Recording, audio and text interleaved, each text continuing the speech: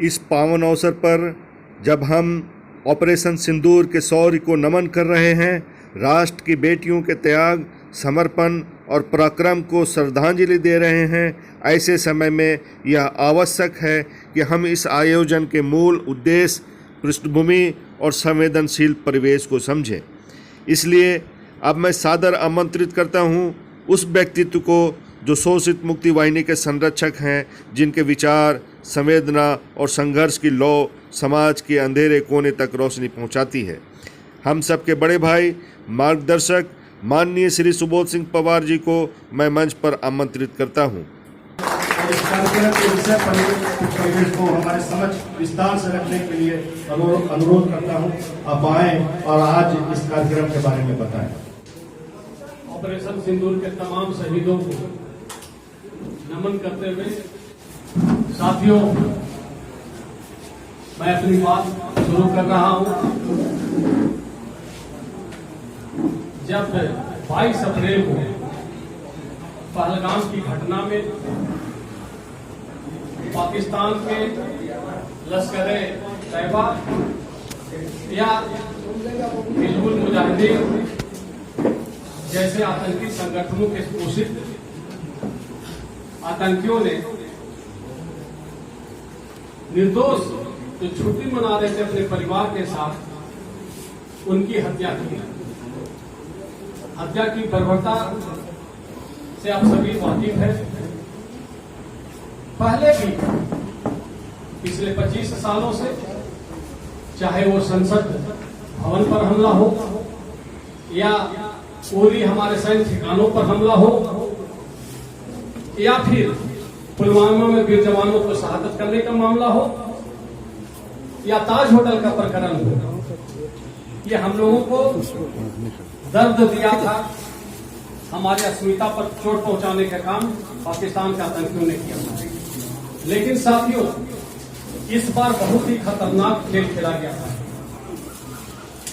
खतरनाक खेल ये था, एक सोची समझी रणनीति के तहत हम ऐसा कुछ घटना को अंजाम दें जिससे हिंदुस्तानी खून तो बहे ही, सारा देश में भी आग लग जाए।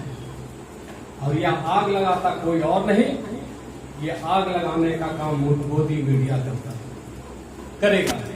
ऐसा आतंकियों को विश्वास था। आप लोगों ने सुना होगा कि वह आया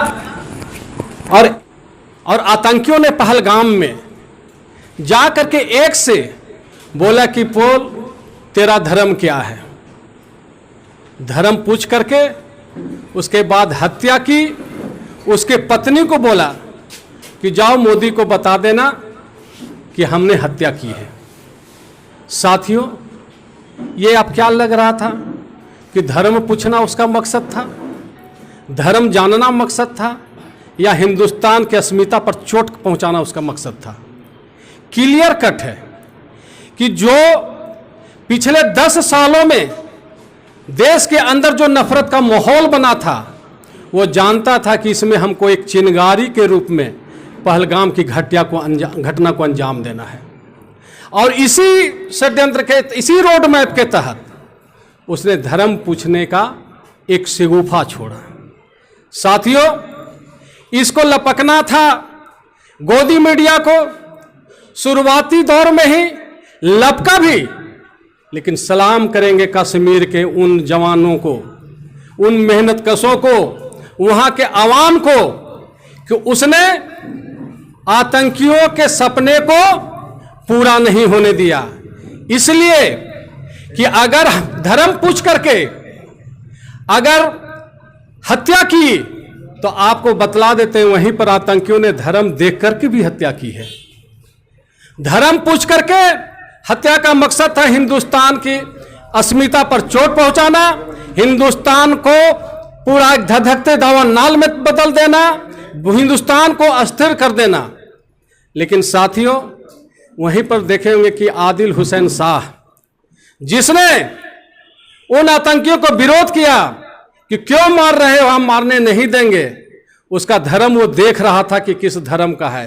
घोड़ा चूंकि उसके पास था, उसके चेहरे से भी लग रहा था कि ये मुसलमान बिरादरी का ही है, लेकिन उससे धर्म नहीं पूछा, उसके सीने में भी गोली दागा।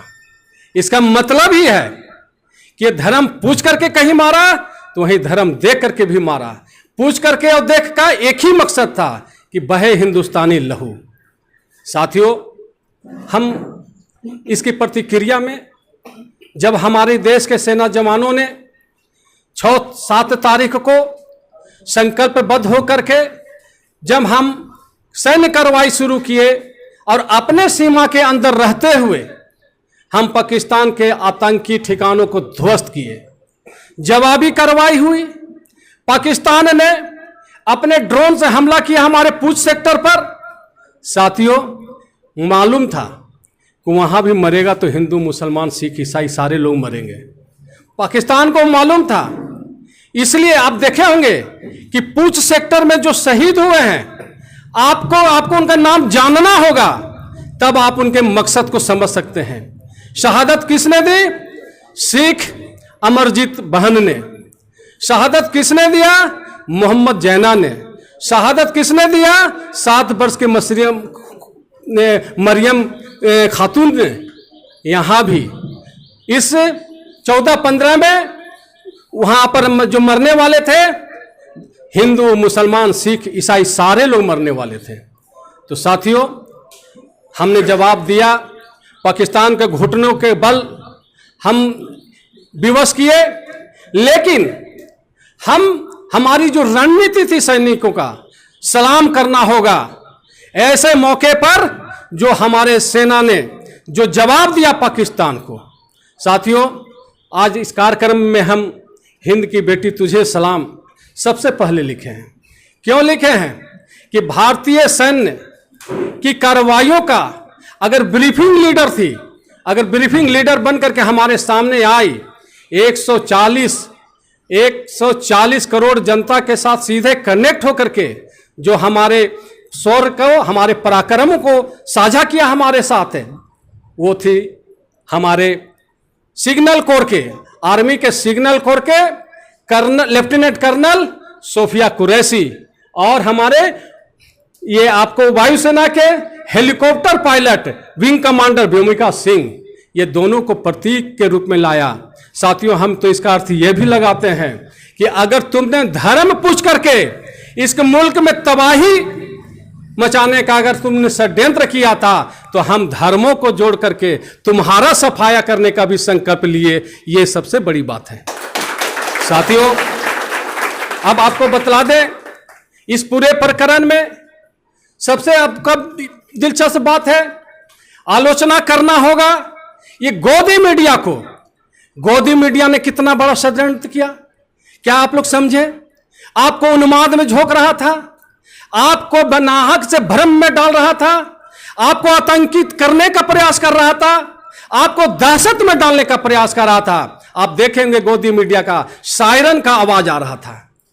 साथियों, आपको समझना होगा, तब आप किसी भी षड्यंत्र को आप फेल कर सकते हैं।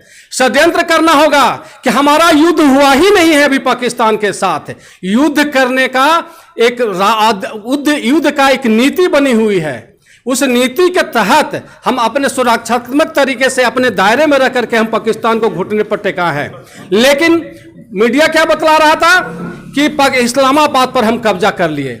साथियों, इससे हमारे लास्ट में रक्षा मंत्रालय को यह आकर के बात कहनी पड़ी कि भाई अभी युद्ध शुरू नहीं हुई है। आपको जानना होगा, भारतीय संविधान के 52 अनुच्छेद में यह स्पष्ट है कि युद्ध की घोषणा संसद के मंजूरी से की जाती है। संसद राष्ट्रपति के पास भेजता है, उसके अनुमोदन से युद्ध की घोषणा विधिवत होती है। हाँ, आपातकालीन दौर में प्रधानमंत्री को यह पावर दिया जाता है कि जब उधर से हमारी सीमा के अंदर घुस करके, हमारे जो वायु मार्ग के सीमा में घुस करके, हमारे आपको क्या कहते हैं जल सेना में हमारी सीमा को घुस करके करे तो भारत फौरी तौर पर कार्रवाई करे, लेकिन इसको भी तुरंत संसद की अनुमति ले ले। ये हमारा संविधान है, ये आपको जानना होगा। और ये क्या कर रहा था गोदी मीडिया? लगातार जो है आपको युद्ध में झोंके जा रहा था, पक्के इस्लामाबाद को कब्जा करवा रहा था, हम उसको घुस करके मारे हैं। ये हमारा जो वैश्विक रणनीति थी उसको फेल करने का ये गोदी मीडिया के लोगों ने प्रचार किया। तो साथियों, हम आपको ये बतला दें कि इस तरह के आयोजन के जरिए हमारे देश के अंदर जो एकजुटता दिखाई पड़ी है, चाहे राजनीतिक गलियारों में विपक्ष के जितने भी बड़े नेता थे, उन्होंने प्रधानमंत्री को कहा कि हम आपके साथ हैं। चूंकि संसद की मंजूरी ये इसको मान ली गई, तमाम विपक्ष के नेता समर्थन में जब खड़े हुए तो हमारे उस एकजुटता को भी हम सलाम कर रहे हैं। आज हमको करना होगा इस भारतीय जनता की एकजुटता को सलाम करना होगा, जो हिंदू, मुस्लिम, सिख, ईसाई और विविधताओं में बटा हुआ हमारा समाज राष्ट्र हित के सवाल पर कैसे एकजुट होकर के पूरी दुनिया को दिखाया है। तो साथियों, हम लोग अब विशेष इसमें वक्त नहीं लेंगे, सिर्फ आपको इंसानी सोच के दायरे में खड़े होकर के हर चीज़ों को परिभाषित करना है, हर चीज़ों को व्याख्यात करना है, हर चीज़ों को समझना है, और तभी आप जो है हम अपने देश के साथ देश को मजबूत बना सकेंगे। इन्हीं बातों के साथ मैं अपनी बात समाप्त करता हूँ। जय हिंद। बहुत बहुत धन्यवाद सुबोध भैया का।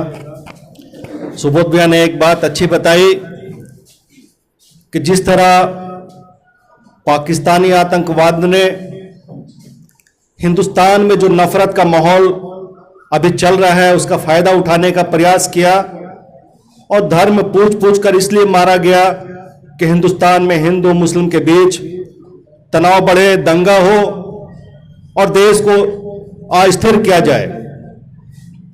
लेकिन दोस्तों, हमारे फौज के जवानों ने, फौज के पदाधिकारियों ने कर्नल सोफिया कुरैशी और विंग कमांडर भूमिका सिंह को देश के पटल पर लाकर न केवल भारतीय नफरत पसंदों को करारा तमाचा मारा, बल्कि मैं समझता हूं पाकिस्तान के आतंकवादियों के मुंह पर भी एक बड़ा जोरदार झन्नाटेदार तमाचा मारा है।